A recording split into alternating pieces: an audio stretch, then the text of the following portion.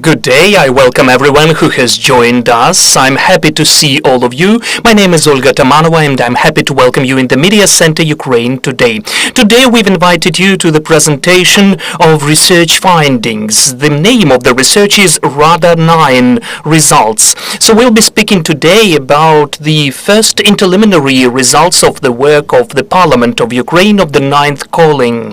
It is working the longest period of time in the history of Ukrainian parliamentarism, and it is a bit hard to say how long they are going to work, but we understand that the first outcomes or conclusions of their work can be done, and CHESNO movement was doing that, analyzing 5 years of the work of the parliament since the first session, which took place on the 29th of August 2019 until the end of August 2024. So today we'll be speaking about the outcomes of this work. CHESNO movement has researched not only the outcomes but the dynamics of voting. They researched the legislative work and undoubtedly the work of each of the MPs separately. So we'll be speaking about that in more details. I'd like to introduce to you our speakers today. That is Sofiia Lazarova, analyst at the CHESNO movement, and Vitaliy Mikula, analyst at the CHESNO movement.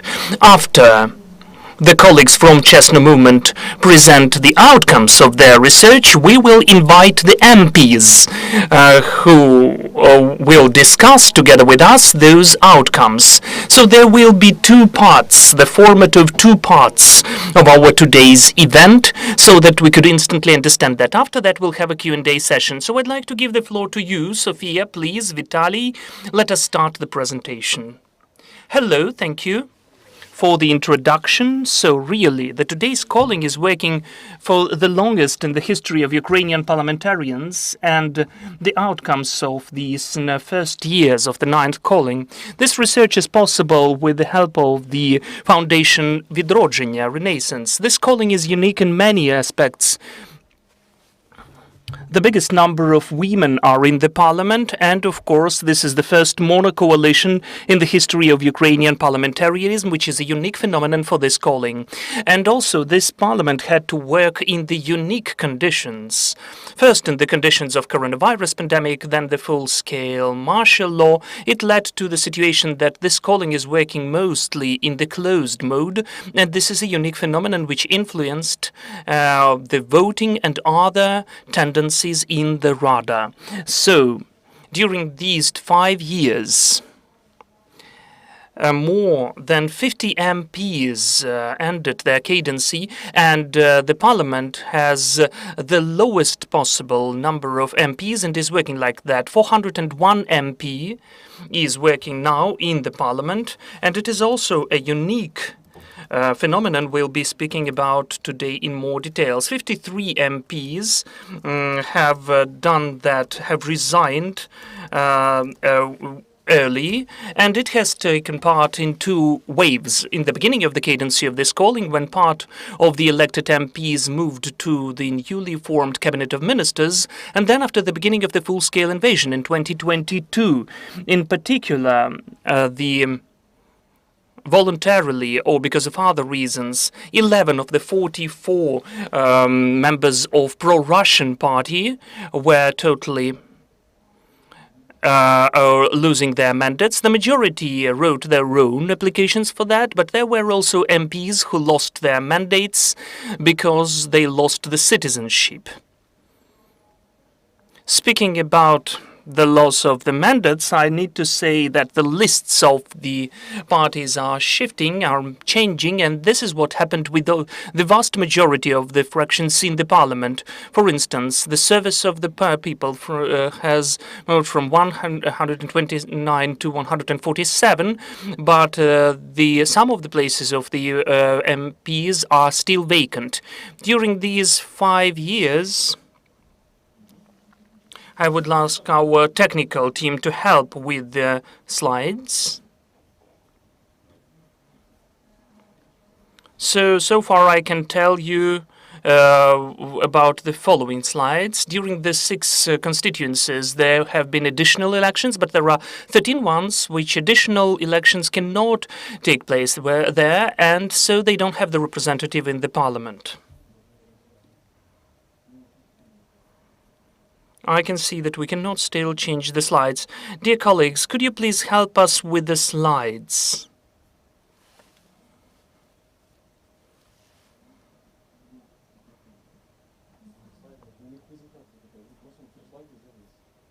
So this is the end only, unfortunately, but this is not the end of the slides. I'd like to go on.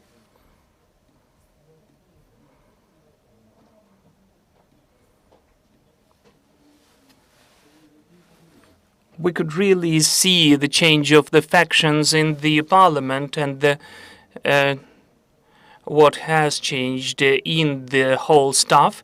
The transfer of the MPs took place when the second party, the opposition Platform for Life, was totally disassembled. Because of the prohibition of this political party, they created two MP groups, and some of them went beyond any of the fractions. And also interesting shifts took place in the Servant of the People, which had mono coalition and brought 254 MPs to the parliament. Formally, the Servant of the People still have the coalition, and it still includes 232 MPs. 41 MP left the fraction because of different reasons. Half of them because they lost their mandate, because they resigned themselves, or because of different reasons. Some of them have left all of the factions, so moved to different MP groups. 6 of the Servants of the People are in the Recovery of Ukraine group, which is also an interesting point.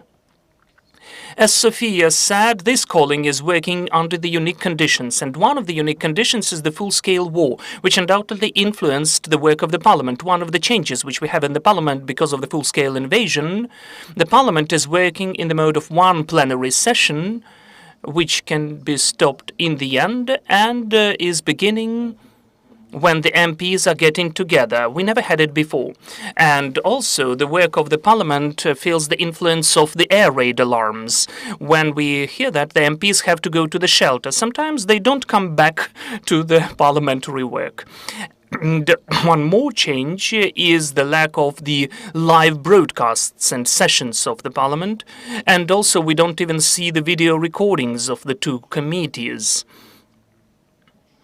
And also, there haven't been the journalists for a long time in the parliament. Since 2024, the journalists can get to the parliament, but they don't have access to the balcony of the media, and they can only be in the press center, and they can just watch the session on the screen. And also, what's also interesting, how the full-scale war influenced the work of the parliament. In 2022, the parliament has adopted the biggest number of laws, and 61% of these laws were new. They were registered this year. As for the dynamics of voting, which we analyzed during this calling, during the 5 years of work, the parliament has 414 sessions. That is almost 17,000 of votings. If we calculate that each session had 10 seconds only, 17,000 of votings were lasting for 47 hours. The biggest number of voting was in the beginning and in the middle of the 2021.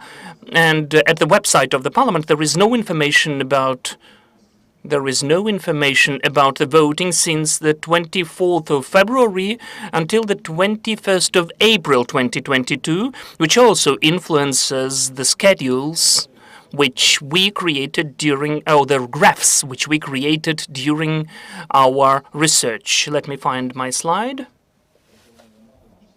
And also we analyzed how the MPs were voting during this calling. Most frequently they were voting for in 39% of cases. Then the MPs of 23 cases were abstaining, and in 2% they were voting against.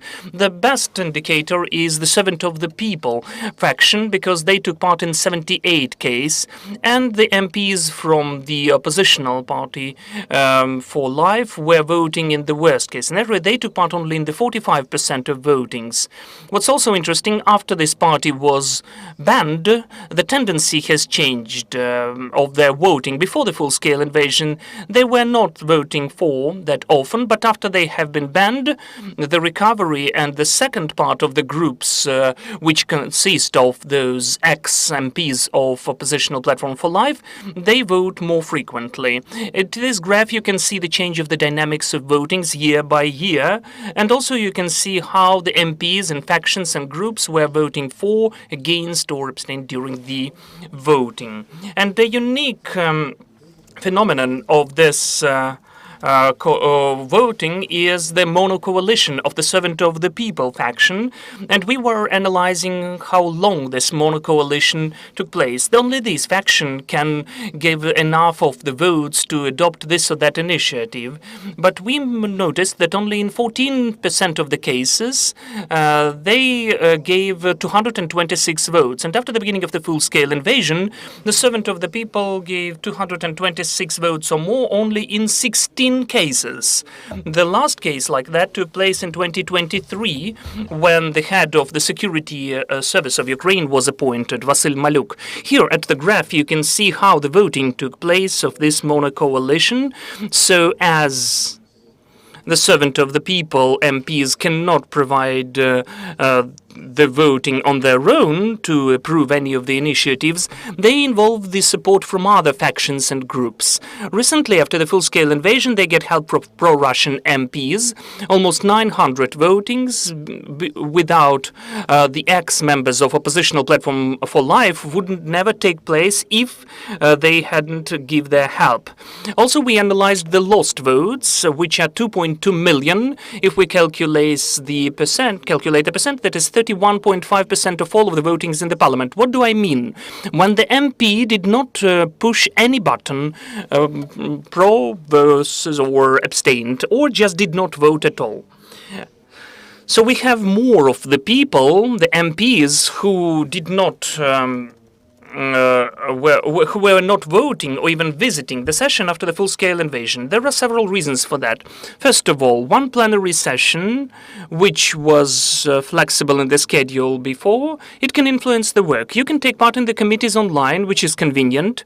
Some of the MPs which are abroad still are taking place in the sessions online.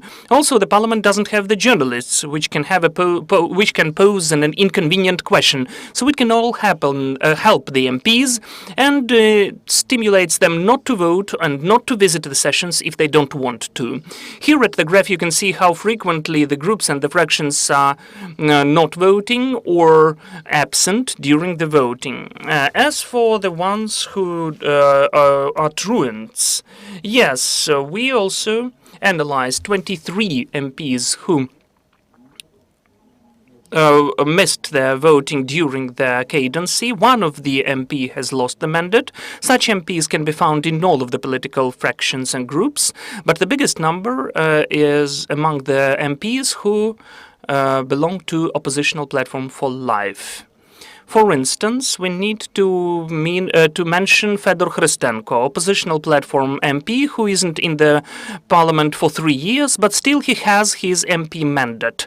And also we can see others who are in this anti-ranking. What's also interesting, that the ones who are not visiting sessions of the parliament not that often, there can be MPs who are hiding from Ukrainian justice abroad.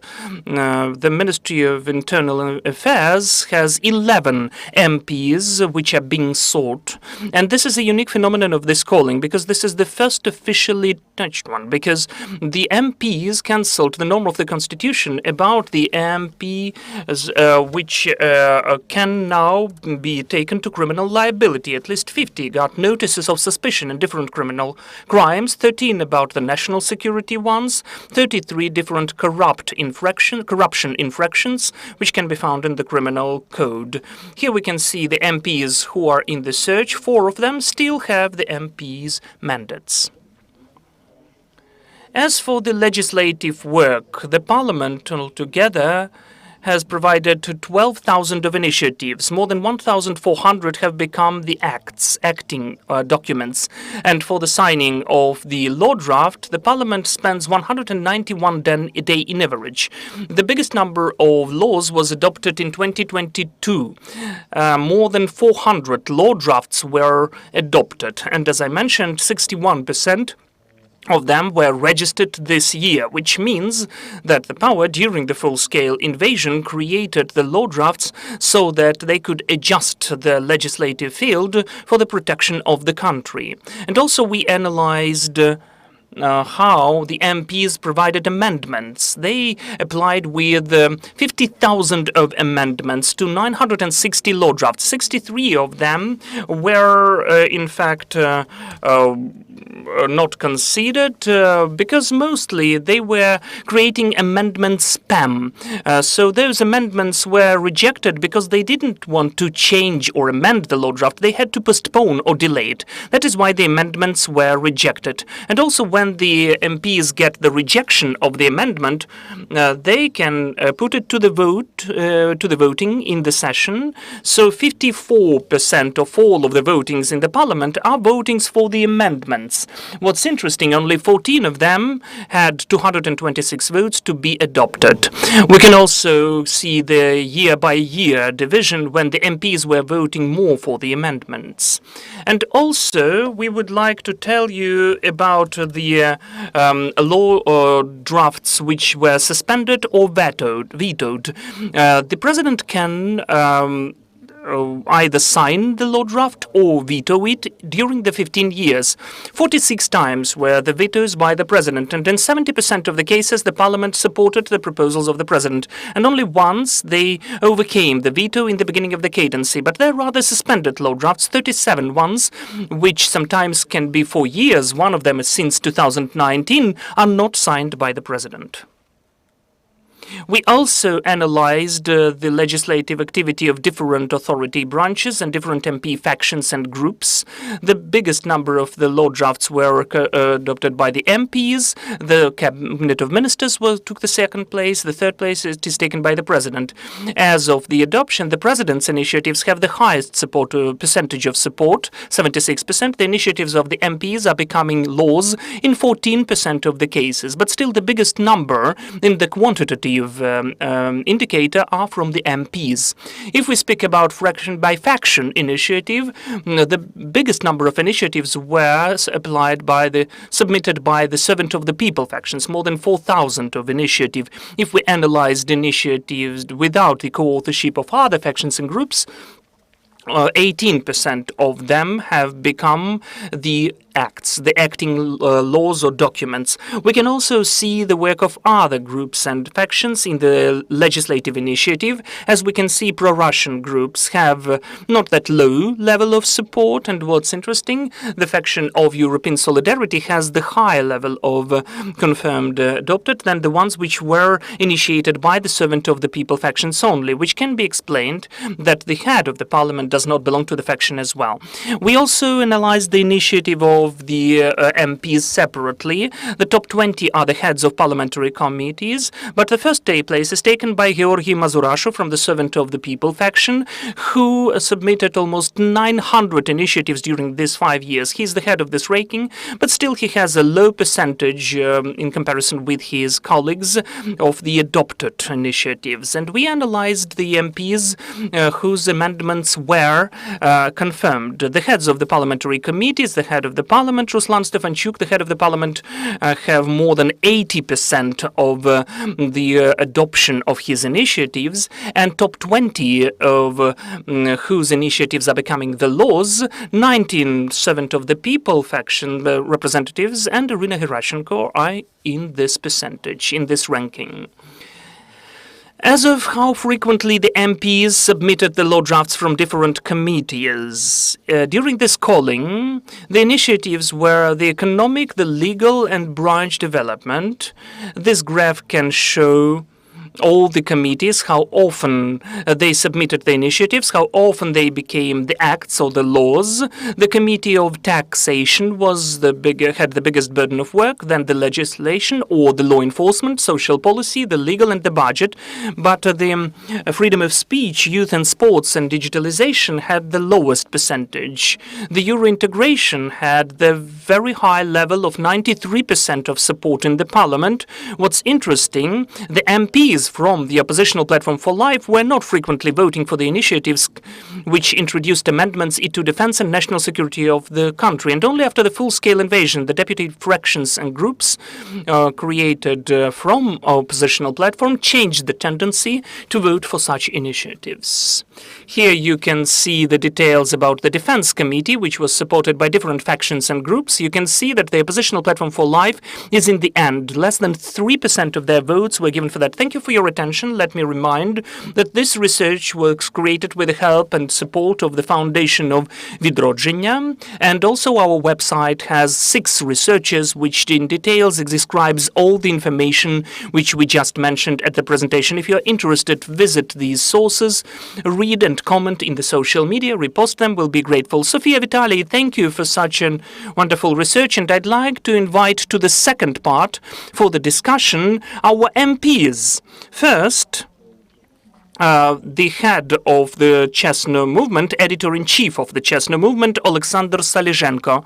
And also, please, Oleksandr Korniienko, first deputy chairman of the Verkhovna Rada of Ukraine. I can see that we have Iryna Herashchenko, MP, member of Ukraine's Parliamentary Committee on Foreign Policy and Interparliamentary Cooperation. And we need here Yaroslav Zhelezniak as well, MP, first deputy chairman of Ukraine's Parliamentary Committee on Finance, Tax and Customs Policy. I hope that everyone joins us. So, first of all, maybe I would like to give the floor to you for certain reflections for what you've just heard about, what was just presented. Oleksandr, what was the most impressive, or not that impressive, which novelties were for you in that, taking into account this research? Let me wait for Iryna Volodymyryvna Herashchenko, because the majority without the minority, that's not how it's working.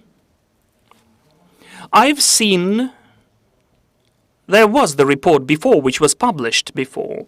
We had certain time to get acquainted with it, right? I saw the presentation. So, in fact, at least we need to start with gratitude for your team, which provided the fantastic work. As far as I understand,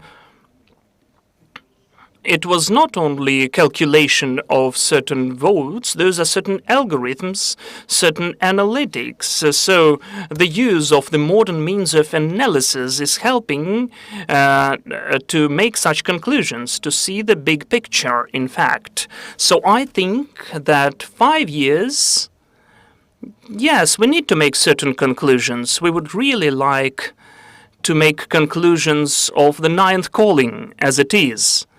Not before there is the end of the cadency, but we need security conditions for that. We all speak about that.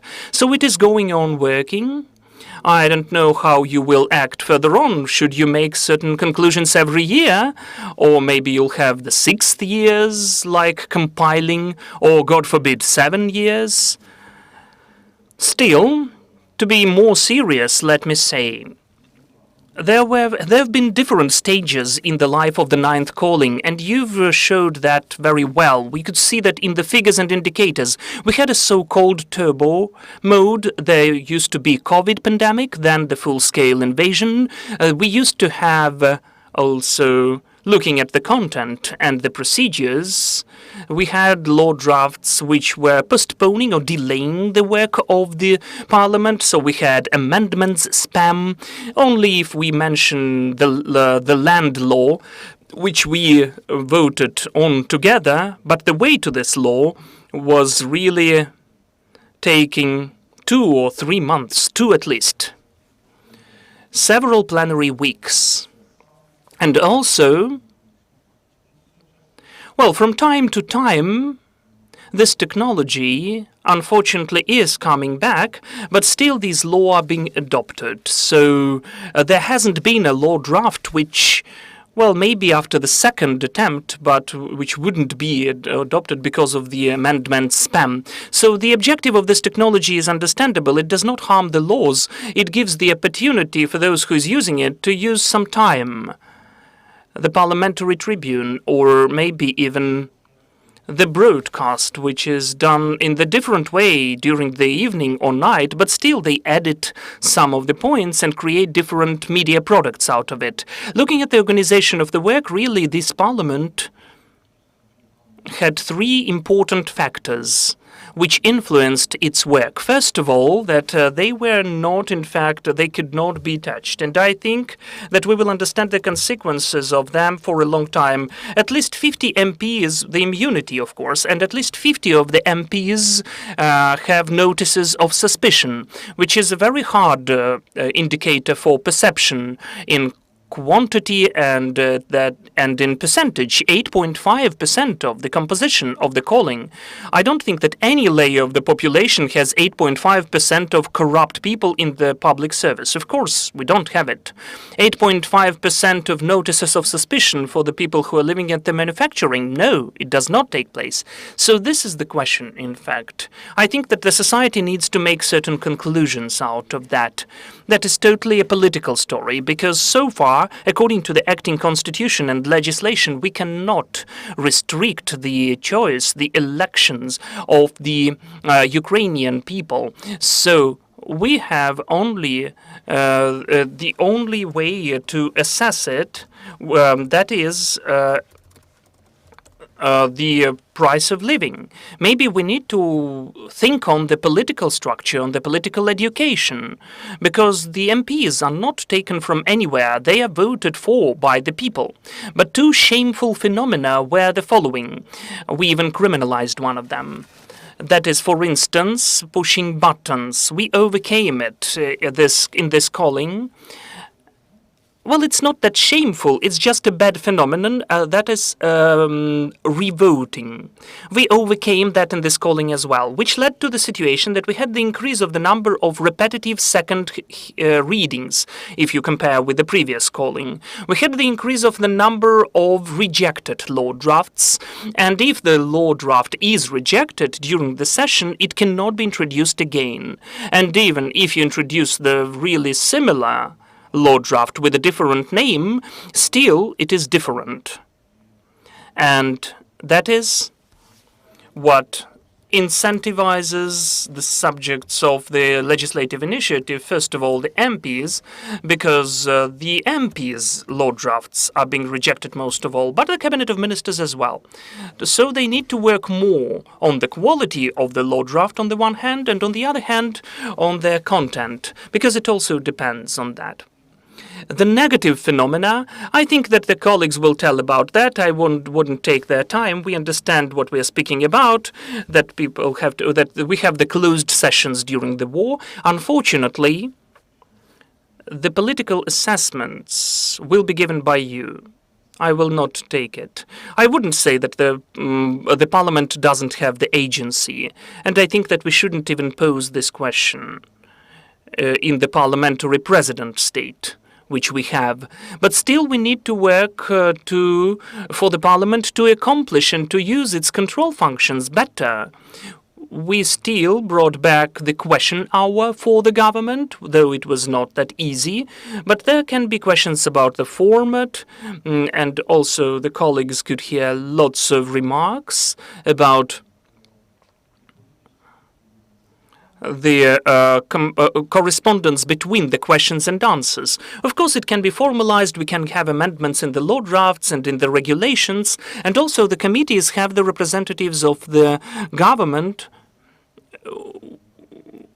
For about 2 years, we have the informal statistics, and we have the high indicators. We have the high indicator of the visiting of the committees sessions by the line ministers and their deputies. It's good that those are the deputies who are dealing with this issue directly, with this or that law draft or this or that reform.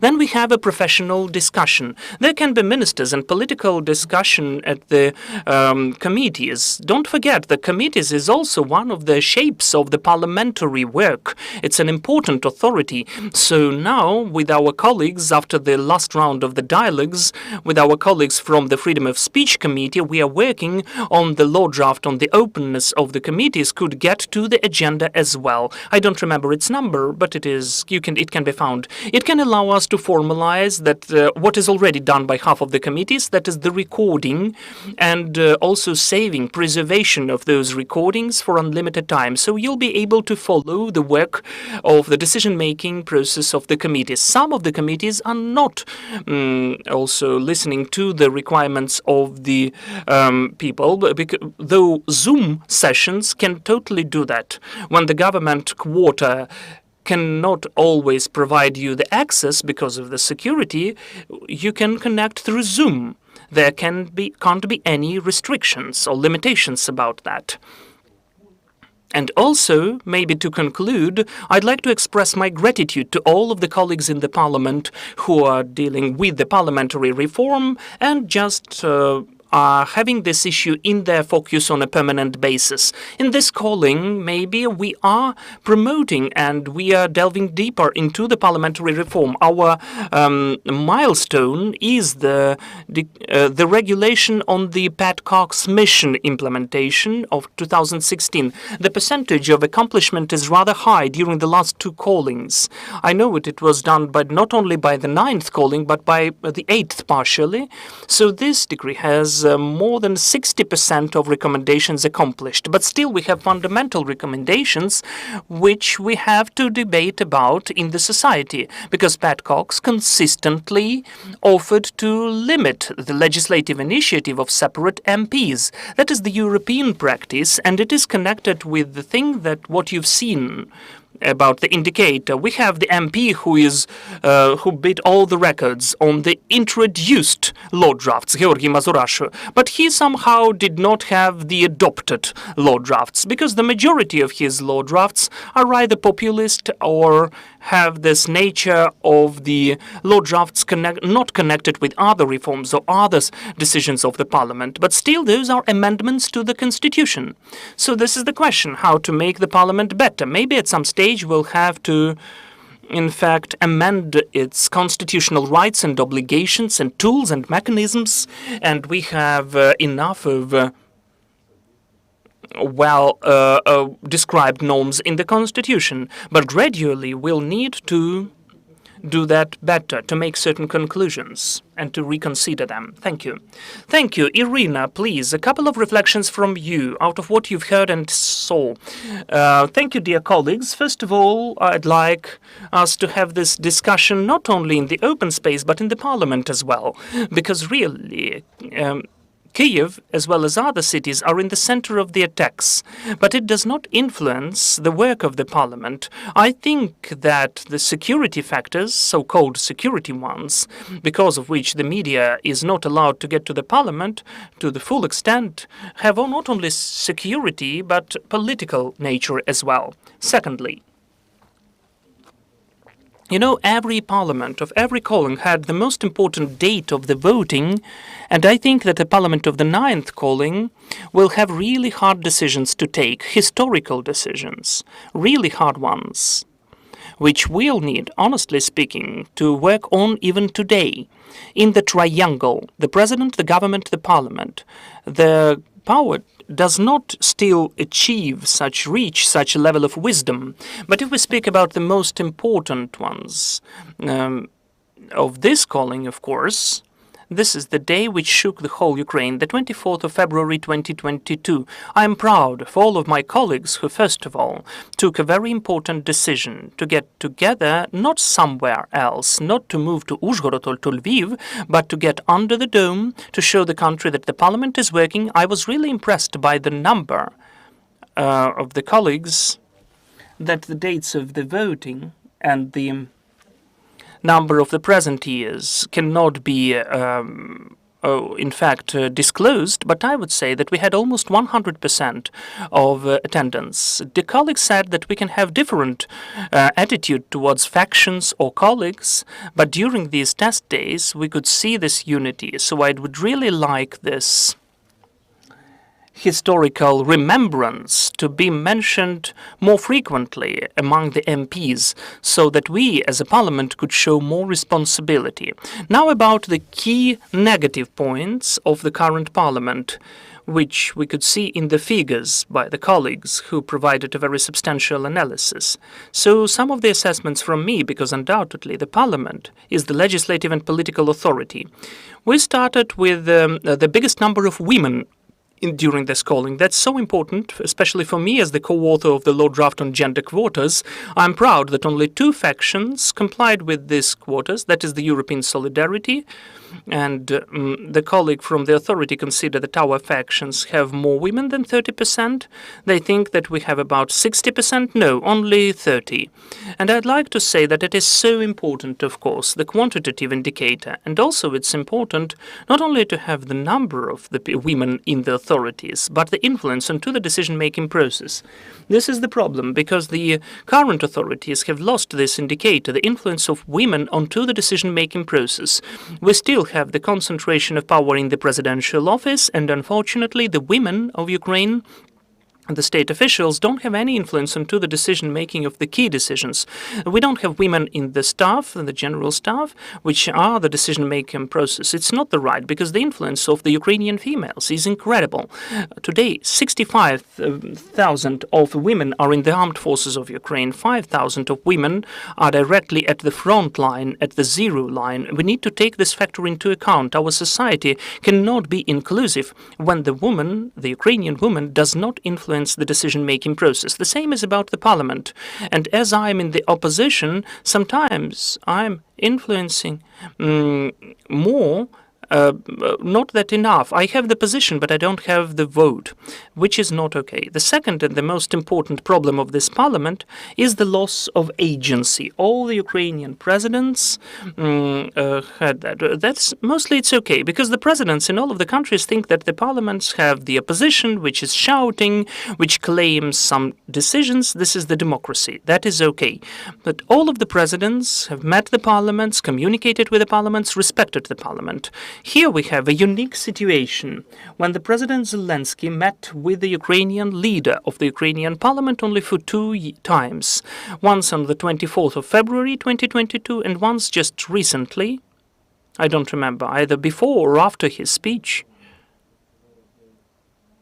about the resilience plan. By the way, it's not in the agenda anymore.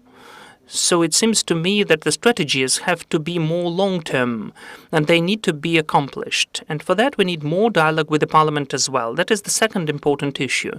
And it seems to me that this experiment with mono-majority proves its failure, unfortunately, in this case. Because this is my 4th calling. I had the opportunity to work in the authorities and the power and opposition. We have our own challenges, but this calling is very hard for the opposition, because in the beginning, as it was mentioned, you lost the elections, but it's okay in the democracy to win and to lose in the elections. The democratic transfer of the power is what I'm proud of, and I'd like to reach the point when the power, also the acting power, will have the elections after our victory and will show the example of democratic elections. This is also the huge indicator of dignity of the country and our Euro-Atlantic aspirations. And in this parliament, you know, sometimes it's hard to search for dialogue, but it's important because we can see how the opposition, the democratic pro-European opposition, has the key objective, undoubtedly, the parliamentary control of the executive branch, but also complying with the democratic principles. And now, in the nutshell, the points which I consider to be the key ones. You know, 5.5 years ago, the team of my colleagues started the work of the current parliament, and they wanted to get rid of European Integration Committee. We spent lots of nerves and strength, and Oleksandr can confirm that it was a huge mistake. The Committee of European Integration cannot be combined with Foreign Policy Committee, because Euro integration is a bit different, and it will play the key role. I'm proud that this committee is headed by the best expert as of today on European integration of our parliament, Ivana Klimpush-Tsintsadze. Its work is decisive, and I'd like to say some good words to Mr. Korniienko, who is the head of the group in the Parliament of Ukraine, the negotiations group, which will take place take part in the negotiations work of the Ukrainian Parliament on the adaptation of our legislation to the EU directives and our Euro integration deal. I don't know how long this Parliament will live, but still our key task should be Euro integration step after step, a very hard and thorough work, but we need to accomplish it professionally so that we could overcome this way as soon as possible and protect the interests of the country. I don't think that the indicator is the speed. The quality is important as well. If you looked at the voting, the European solidarity is often abstained in the voting for these or those law drafts, mostly because the Euro integration law has the proper name, but the content is not complying with any Euro integration. For us, it's important to have the quality. That's also important. And the third one, please pay attention to the figure when the government is submitting not enough of law drafts. If you look at the experience of the countries which are the EU members, the key work on the submittance of the law drafts for Euro integration, it is done by the government. It's not like that in Ukraine, because I think that the intellectual level of our government is not compliant with the country aspirations for the EU. It's awful. And I'm happy that you've heard about that, because we are shouting about that for 2 years, when the country at war is headed by the coalition of the Servant of the People and Oppositional Platform for Life. For 2 years, we don't have a single law draft where the Servant of the People faction could provide 226 votes. I'm monitoring that. Oleksandr knows that. But please, show the outcomes on the board. Unfortunately, the Servant of the People don't give more than 204 votes, even if it's the initiative of the president. And the donors of other votes are becoming the democratic factions, if those are the law drafts which we are working on, or Oppositional Platform for Life. It's not okay when Oppositional Platform for Life is managing the country. So we need either to reform at the mono majority, which does not exist anymore, and to have the honest coalition. Maybe with Oppositional Platform, but people need to know that. We need to form the coalition of patriotic, democratic factions, reformer to the government of national saving, which provided the strategy in the energy, in the economy, and other issues. And in a nutshell, it's not about being the parliament being closed, but because, unfortunately, here we can see that it is not connected with the security, but because of the martial law. And we supported all of the law drafts which strengthen the responsibility and liability for the violation of the information mode. We have the political censorship. You see here the co-head of the second, by its sides, political faction. And we've never been in the TV marathon. There are the cameras. Whatever the European Solidarity is saying, it will never be shown on the TV channels and Rada channel.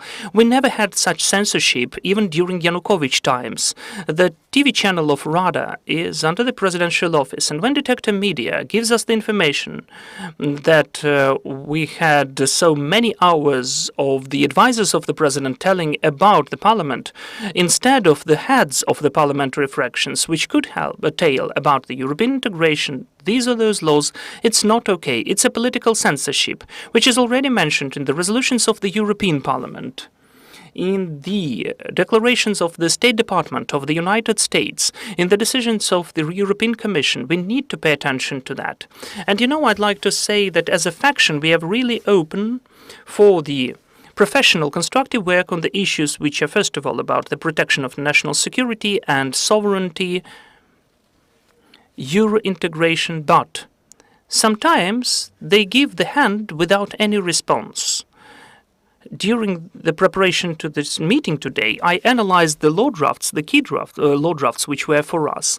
And we had such a figure that almost 60% of the law drafts of European Solidarity were just taken out of the agenda. But the majority of them were just adopted, just under other signees, beginning with the law draft of Petrovich about the cancellation of the 9th of May and the confirmation of the 8th May. This law draft, word by word, maybe with a different punctuation, was introduced by the president. We gave almost 300 for that. Our fractions gave 27 votes for this law draft because, as Banderas said, we are winning only when our ideas are winning. Beginning with the law on the ban of so-called Moscow popes and church, the initiator was Knyazhitsky, and it was not right. So the servant of the people factions registered it, and then we voted it. Beginning with Poroshenko initiative about fortifications, when the servant of the people did that, we voted for that because our ideas should win. And also the criminal cases. That's interesting. Criminal cases can be different. For instance, still we have 100 of criminal cases open against Poroshenko. Those are fantastic ones by Portnov, by Shufrich, and other so-called worthy people, which can be about so-called Poroshenko. They are not open, but they are about the counterattack in 2014 when the President Poroshenko gave the order to deliberate Donetsk region. They are about the martial law on Kerch Strait, and we understand what we're speaking about. So we are now at this hard stage when, as Parliament, we need to show unity. First of all, the unity of the armed forces of Ukraine around those awful challenges which the state faces. And here we need to cooperate with the government, with the president. We are ready for that, but what's important that it should be the real, not just facade unity, and it should be based upon our way to victory. And by the way, we don't have this word in the TV marathon at all. It vanished. The word of victory around the armed forces of Ukraine, our main negotiator and diplomat, the main guarantor of our security around Euro integration. Thank you so much. Thank you, Iryna. Yaroslav, please, the floor is yours. Thank you. Good day, everyone. This is my first calling, but if you know my biography, I used to work with the parliament from the government. And honestly speaking, I've spent the majority of the time in this calling, so temporarily I will not be speaking as the opposition representative. I'll compare, looking at the same period of time, what's better, what's worse. Really, this is the youngest composition of the parliament. We are now joking that we'll become the oldest. Well, definitely the longest calling.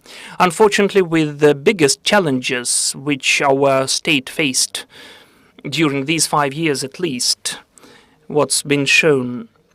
But there are some of the points which definitely can be taken into account as positive for the Ukrainian parliament, and I would like it to have for the following calling as well. First, here I respect the representatives of the Presidium, Petro Razumkov, Ruslan Stefanchuk, Oleksandr, who joined us later.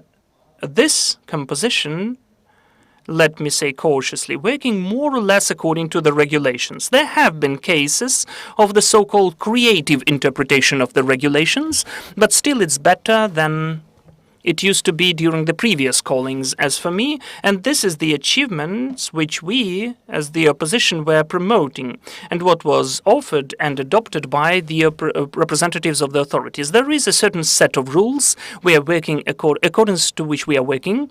It can be assessed to this or that way, but we don't have amendments of the voting, and which is already cool. The 150 cases of revoting don't take place anymore.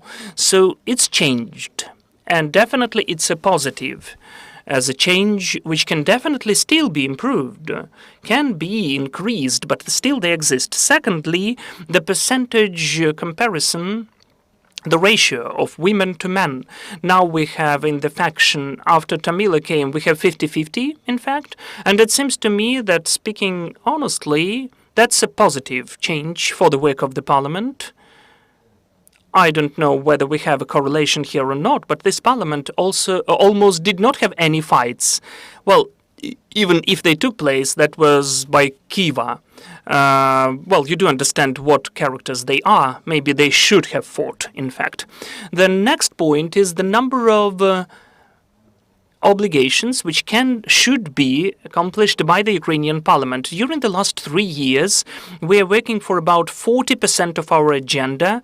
That is international obligations, which is connected to the issue of money. If we introduce the reform, we get the money. If we don't introduce the reform, we are being punished. So this is the IMF program, which to this or that extent has the laws of Ukraine, and we are having the 6th reconsideration. That is the Ukraine Facility Plan, which is also actively promoted, and God forbid, so far we never missed the deadlines, though we were close to the edge.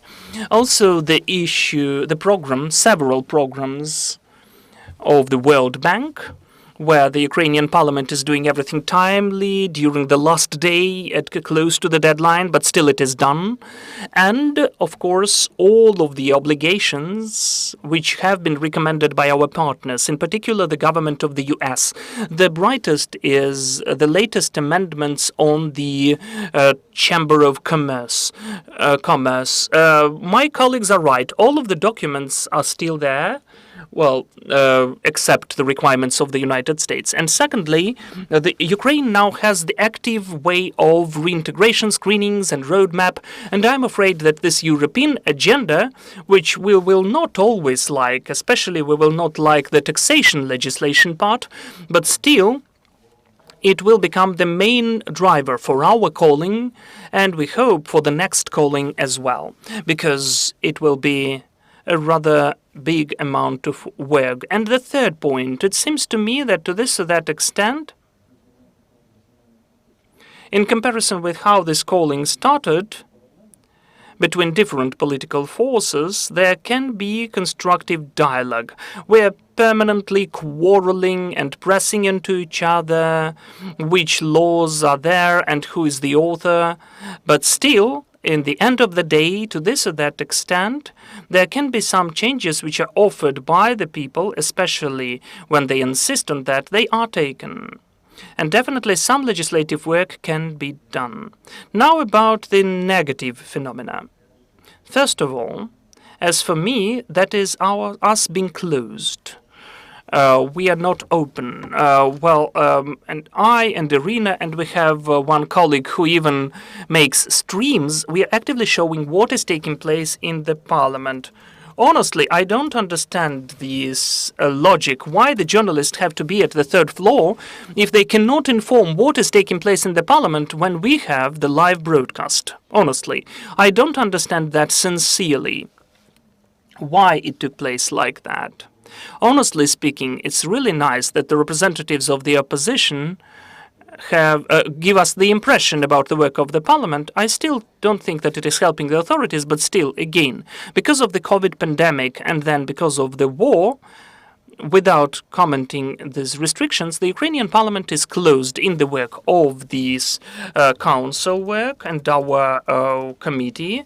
In fact, when there is an MP who is taking part online, but when, for instance, we can see how we need to do that, it is more an exclusion. But it shouldn't be like that. You should watch our sessions. For us as MPs, it is an issue as well. For instance, one of the issues which I hope will solve soon, we have the dialogue with the Presidium, is that we get to know what we'll be voting for in the morning. I don't know whether you saw the number of the laws which are coming for us during the day, so if you'd like to read them, it is hard. So the amendments can come on the cancellation of fines according to the military contract, because nobody read about that then. And there is a suspicion that it was never read about, but still it's an internal discussion. So during the last calling, we never had it.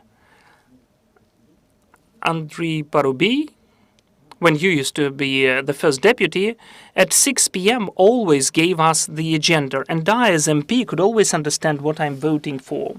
Secondly, it seems to me that we never used to have such a gap between the government and the parliament.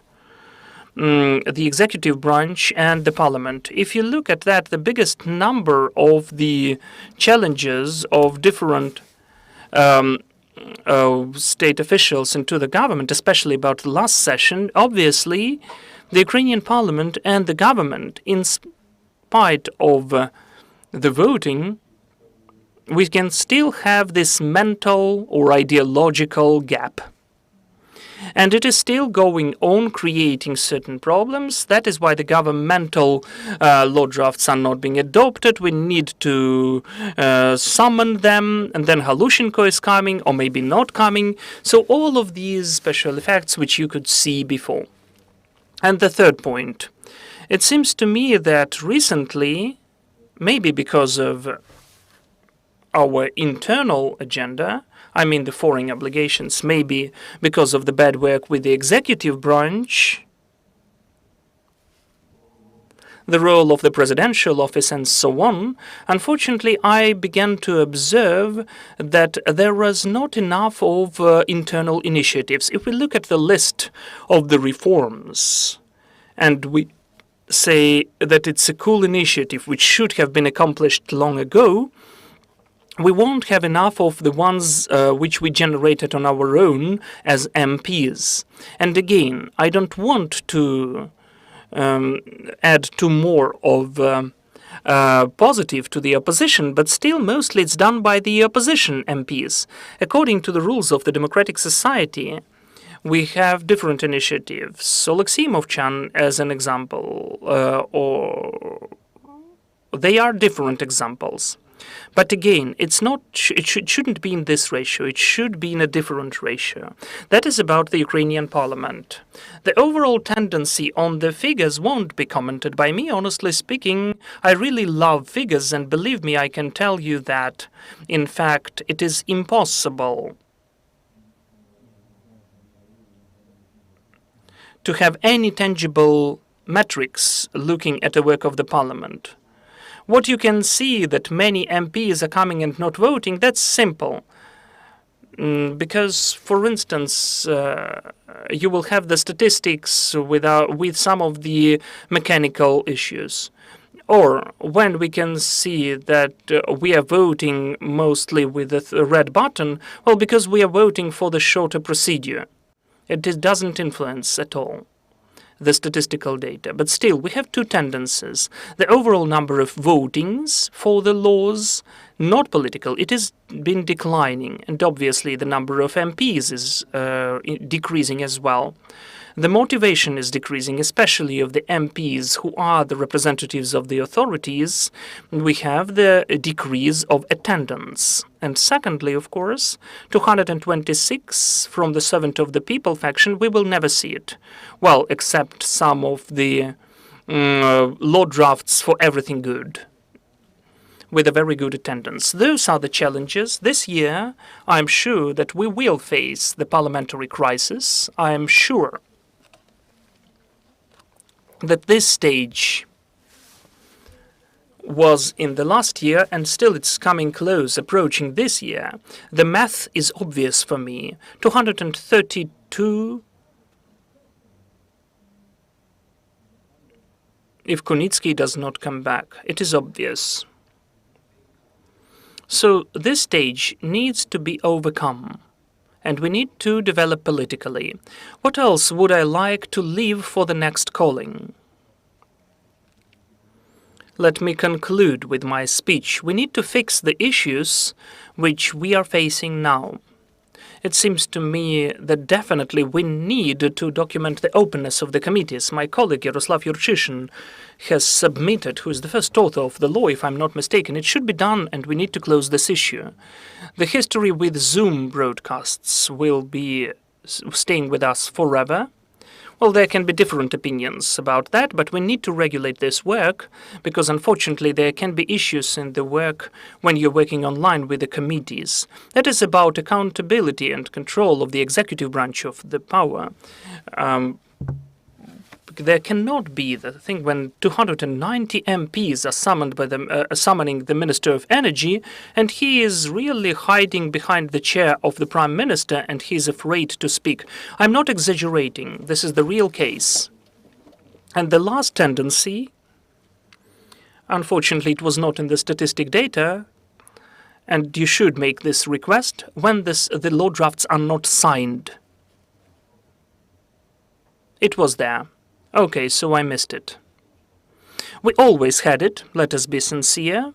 We don't have the first president who sometimes postpones the signing of the law drafts, but we never had such a number of law drafts not signed about the simple, not political cases. This is the first time. If we have the journalist, I would really advise you to send the request to the presidential office who is bearing responsibility for the lost money. They are not signing the tobacco law draft, and we've lost 300 million for that. Last year, the tax law draft was delayed. 14 billion were lost. Sorry, this is the criminal case already. Maybe some clerk in the presidential office can really unfortunately be punished. So I would advise the journalist to send such a request to the presidential office. When you calculated the ratio of the signed and not signed law drafts, as for me this is the pure violation, and maybe it can create certain issues for some people. I'd like it to be regulated somehow. I don't know how about the last one, because the Article 94 of the Constitution can invent some procedure, but still I'd like us, when we give out the keys or when we enter the next parliament calling, well, we'll see according to the history of elections, it should be much better according to the procedures, even in the comparison of the current one. Thank you, Yaroslav. Yes, really, it's an important issue about the openness of the committees. It was already mentioned about some way how it should take place. As for the full access of journalists, what should take place here? Whose authorities are those? How can we influence to launch this mechanism? When we have security conditions, we'll have all of the restrictions cancelled. I think that the parliament will take those decisions gradually, so it is done first with the head.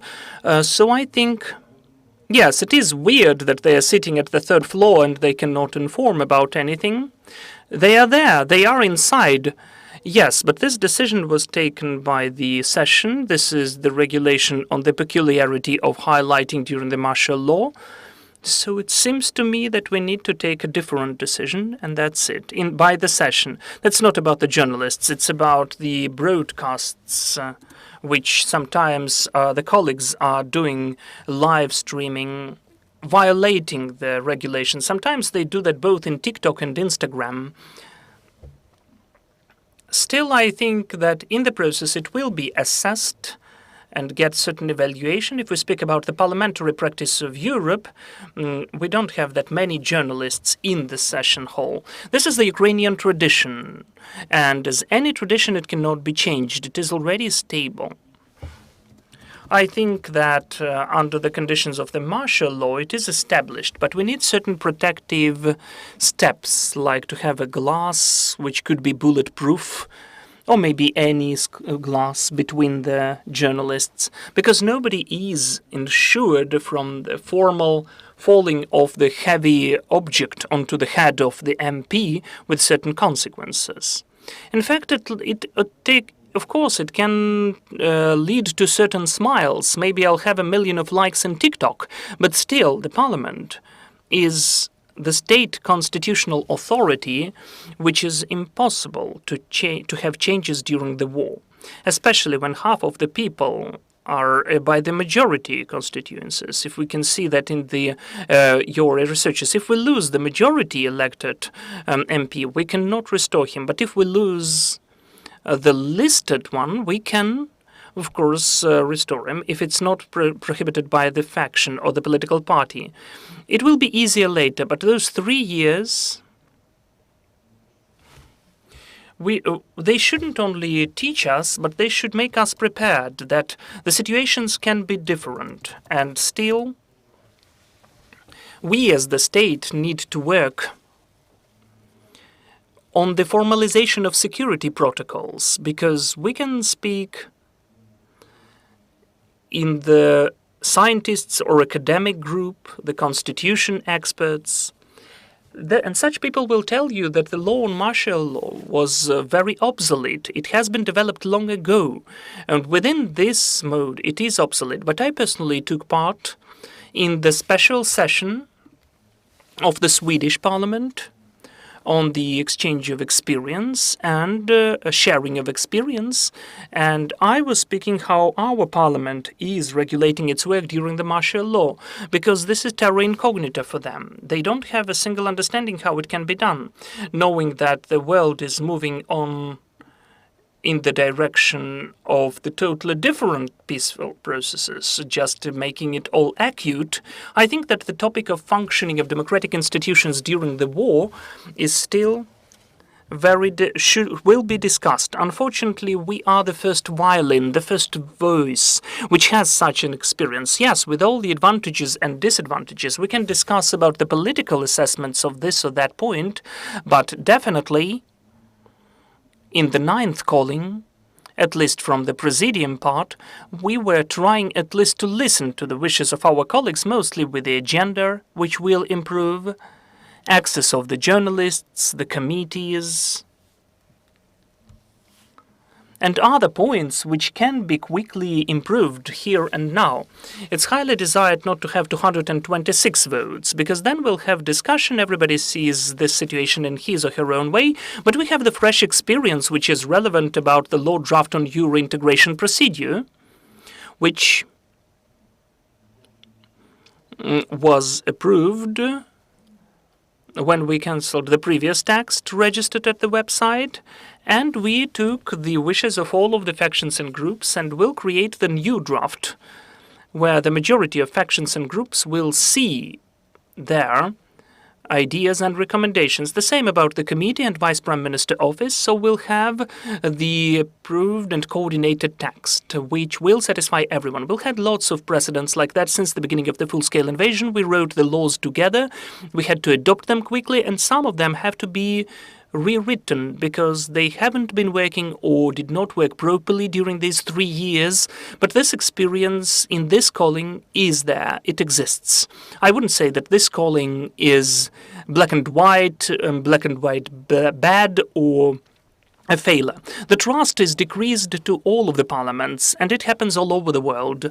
So then there is the sense to concentrate, to move on.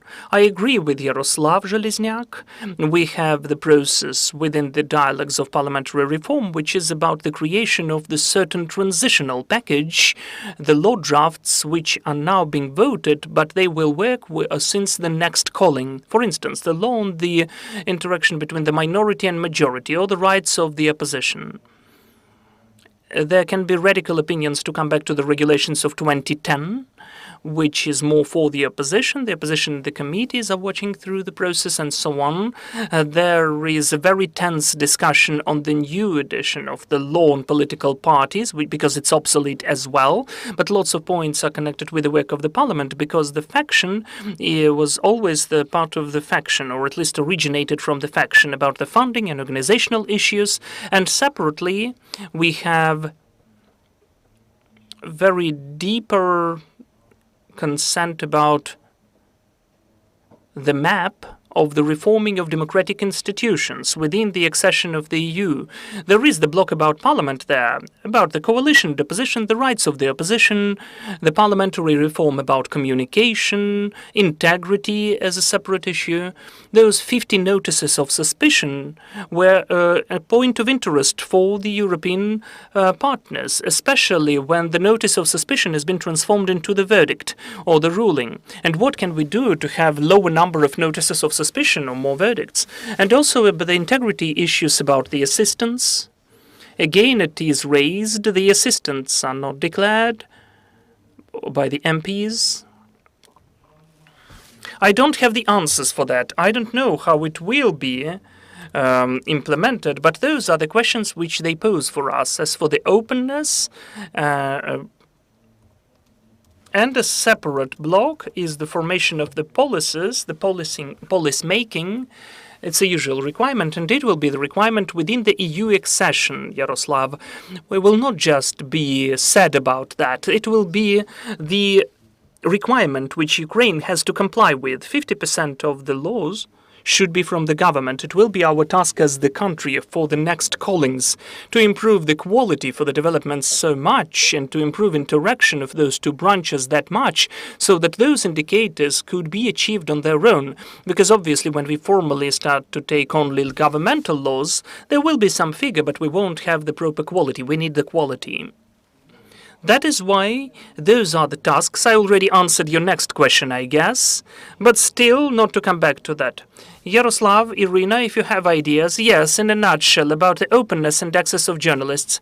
Yes, let me be very, as we had the proverb being speaking not that long is the sister of the talent. It's hard for me to imagine that I started as a parliamentary correspondent in 1998, and now as the co-head of the faction, I will be the parliamentary correspondent to give at least a minimal opportunity for the journalists in the society to get to know what is taking place there. It is not okay. I am proud that our team has complied with the obligations of the Council of Europe on the taking the media out of the state control. We created Suspilne, public broadcaster, which had journalist investigations, and it is said that the country is rolling back in the freedom of speech. Those are the key fundamental points, taking into account that the state is fighting for the opening of the first cluster of the negotiations process with the EU, which has the name of fundamentals, and which will include as well the power and independence on the institutions and the freedom of speech. Let us read what is included into the authorities of the head of the parliament, the management of the parliament, the organization of the work of the parliament, not just to sit and to give or not to allow business trips or speeches. That is just the usual organization of the normal work of the parliament. So what is written by the channel Rada? We have this channel Rada, and it is the special story that we've already taken the media out of the state control. We have the parliamentary bulletin with a special status, and its key task, which is in its editorial status, that it's a parliamentary one. We read the description of the website, the parliamentary program, which is created for the full-scale satisfaction of the needs of the society to get the widest spectrum of information on the activity of the parliament and make censorship impossible about the events of the session of the Parliament of Ukraine. And at the YouTube channel, it is written, the parliamentary channel of Rada is broadly highlighting the activity of all of the parliamentary factions and deputy MP groups.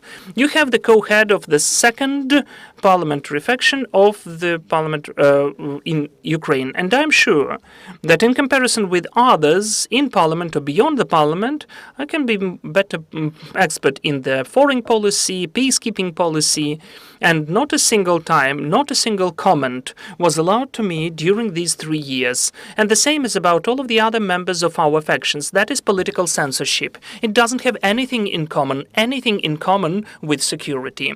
Another issue, the budget of Rada TV channel during the war has been increased for 5 times. In the beginning of the war, it used to be 50 million hryvnia. Now it is 250 million hryvnia.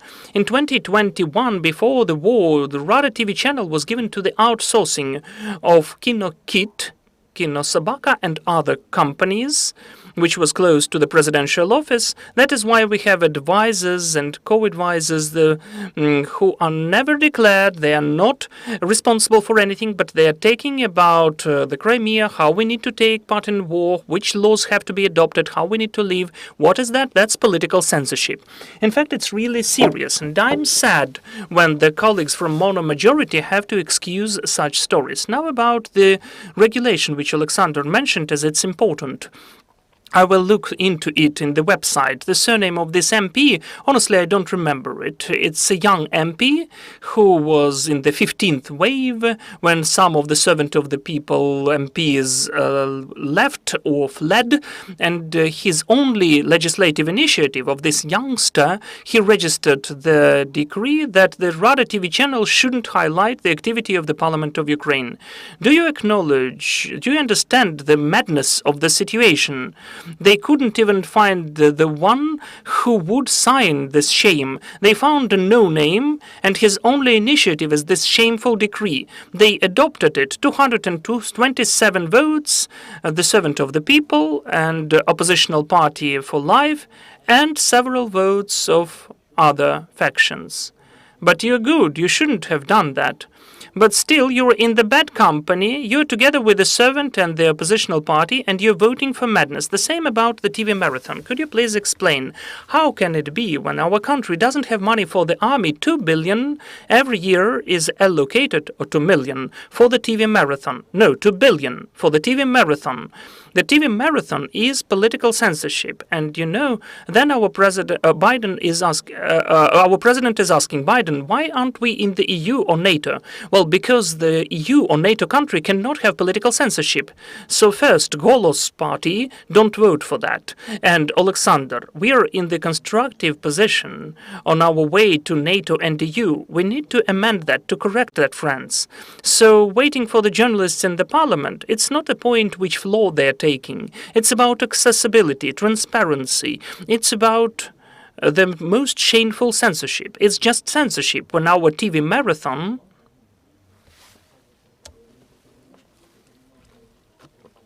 is discrediting and showing distorted reality. We need to speak about that honestly. It's not pleasant because we are rolling back to the worst times of ordered info, times of Medvedchuk and Yanukovych. Unfortunately, we're almost out of time, but still I'd like to give the opportunity for our colleagues to pose the questions. If there are any questions, let us know about that. But you need the mic for that. So far, I don't see the questions, so I have certain questions about the pro-Russian MPs in the parliament. I think this is the question which worries everyone. Do we have leverages or tools to decrease their influence or deprive them of their mandates? What do you think about that, but in a nutshell, if you may? If you allow me, I agree with what was mentioned above. I don't think it's the question to Oleksandr, but do we have Rada TV channel here? Representatives? No?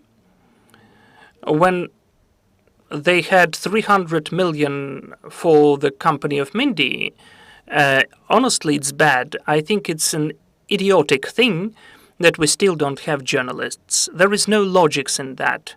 And it's not helping the power as well. As for the pro-Russian MPs, in a nutshell, you've seen the statistical data.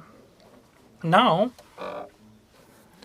those are really helping 40 votes for many decisions, pro-power decisions, and it's a fact.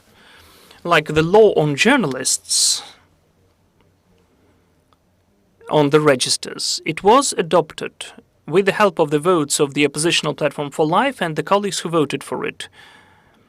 Yes, they have the energo-atom issues, but believe me, the oppositional platform will definitely vote for that. So, for the office, this is the only way to take decisions. If they exclude them, that's it for them. They won't have such an opportunity to take any decision. And we, as an opposition, well, they cannot make deal how they mostly do that with the oppositional platform representatives. Are there any methods to find the way out? I think yes.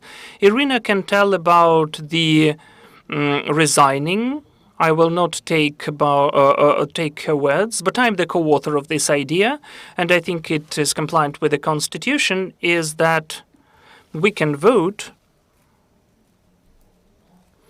for, well, I don't want to say illustration, but the prohibition to take part in the further political elections. I am sure that during the next elections we will see the reincarnation of oppositional Platform for Life or Party of Regions, whatever is the name, but it's a fact.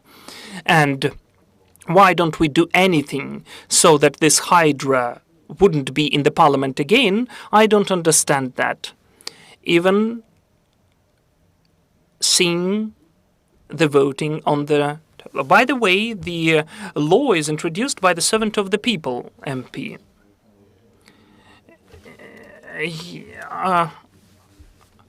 Well, of course, we'll find the votes for that.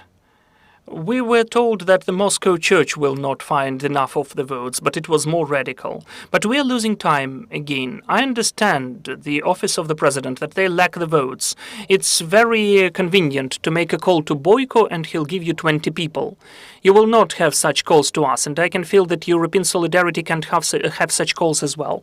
But there is the problem that the price of this simple points is that the next calling will see them again, and I don't think we'll like that, and we won't like the outcome as well. Thank you. In fact, Oppositional Platform for Life has stronger positions than before the war, because the faction really created two points, so they have two speeches about each of the laws. More influence. They don't have problems with business trips. They are included 2 people each in the commissions on fortifications, where we have them on the weapons. How can we speak about security when we have the full whole of Oppositional Platform for Life representatives? It's ridiculous.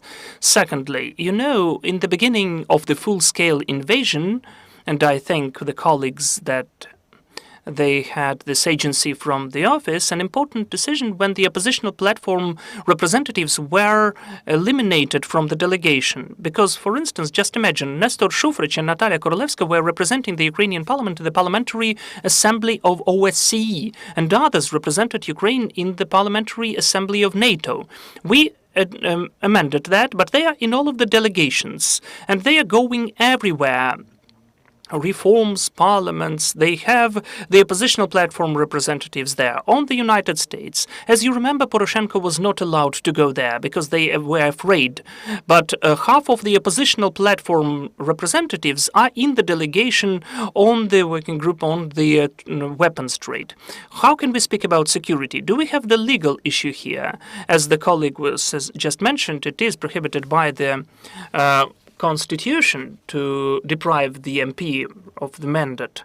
But after the oppositional platform fraction was banned, they are left the fraction, and it's a wonderful example. They wrote the application themselves, the statement themselves. We need to take a decision that they need to lose the mandate. We have several law drafts registered by European Solidarity, and they can be of totally different mode. Let us deprive them of the managing positions in the parliament, because out of 40 oppositional platform representatives, 15 are either secretary of committees or first deputies of the heads of committees. They are managing the parliament, even officially, let alone the coalition.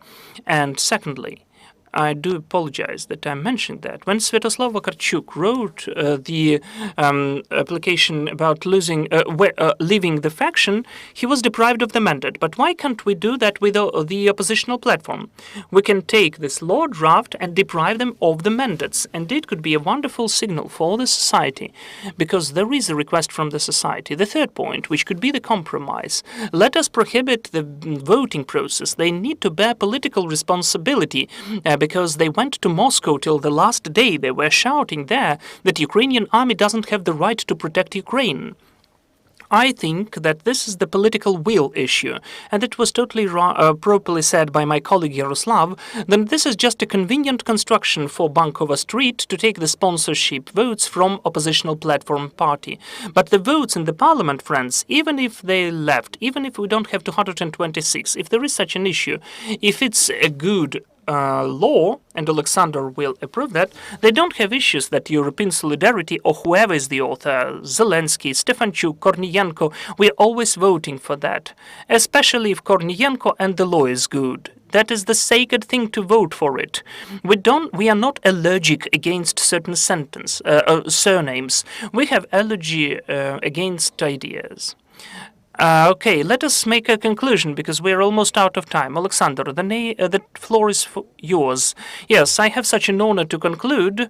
The majority was already mentioned, so I tried to provide the conclusions in a nutshell. But again, I'd like to emphasize on the phenomenon, and I listed them, to make the conclusions about the unique phenomena. First of all, mono-coalition has been mentioned.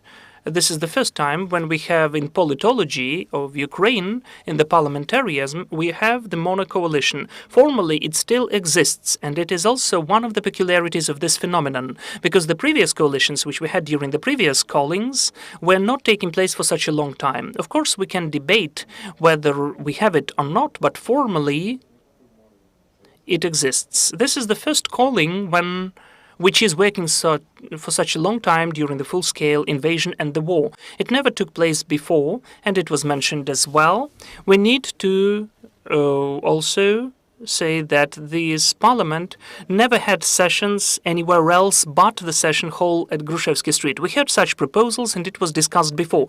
During the previous callings, we had such stories as well. We know and remember about the two sessions in the Ukrainian house under Medvedchuk. And by the way, about the criminal cases, which are also in this calling of the parliament, this is the first thing as well, but it does not mean that the crime level has increased. It only witnesses that the procedure of taking of the MPs under liability has simplified, because before that, if you do not remember, before taking a notice of suspicion for the MP, the session should have several votings, 3 if I'm not mistaken. And our movement of CHESNO has mentioned lots of time when the notice of suspicion of Bubnevich, for instance, was declined because the parliament did not give enough of the votes. We don't have this so-called button pushing, which existed for many years, and we really are grateful. Yes, we can thank Shkarlet, who had button pushing, so that is why we have this censor button after that. We need to thank Dmytro Razumkov as well, because he used to be... Well, after that... Well, sorry to interruption, but it's an important amendment. Well, we have forgotten that it is possible even theoretically. But before that, we heard that it is impossible. On the other hand, I would debate with you about those evaporated votes. This is the argument, but somehow other MPs of other factions, it's not done. Is the operator doing that in a selective way? This is the discussion which can be very... narrow. Well, there are several processes which are coinciding. You need to communicate with Yaroslav and with me, and we will explain why. Well, obviously, every MP can take out his or her card, but the analytical part, when the votes existed but they vanished, its margin of error is there. We need to explain the whole idea. So the error margin is 5%. It can take place, as well as Yaroslav said properly. It could be a mistake when the MP is voting by someone's card. You can see that in the broadcast later. And really, it is a criminal case after that. But you need to prove the foul idea. But what's the idea? For me to vote for a different MP. So what's the point to take out the card? It's not always connected with an adoption of the law. It used to be connected with even with salaries issues. Now it is suspended. So I agree with Yaroslav and Iryna that we need to take and consider those watchdog conclusions. They are important for the society. We need to analyze them. We need more of them. And I think that maybe AI could help you understand that. Because, yes, Mazurasho as well. The information about the time of consideration of law drafts really is impressive. 191 days, it's a very important thing. So we need to consider that in advance. We have different sources when we have such ideas, and it's not always good.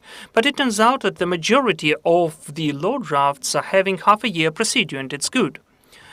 I think that after the proper security conditions, we'll have the discussion of the process of modernization of systematic voting. And again, we mentioned about that before. Of course, it's an issue as a phenomenon of closeness of the parliament because of different objective reasons, COVID pandemic and full-scale invasion, unfortunately. Among others, I would also add an important point, and I was writing about that for the Independence Day. The full-scale invasion for the Ukrainian parliament has made it a platform for the speeches of international politicians, EU MPs, presidents and prime ministers. It used to be before, but it never saw such a number of visitors when they physically came and spoke in front of the MPs, sometimes even in the Ukrainian language. Such number was really a huge positive for the Ukrainian parliament, for its agency at the international arena. And we also need to mention that and to speak about that, not only criticizing, but there are some positive things which took place in this calling. And it's also about the number of the women in the parliament.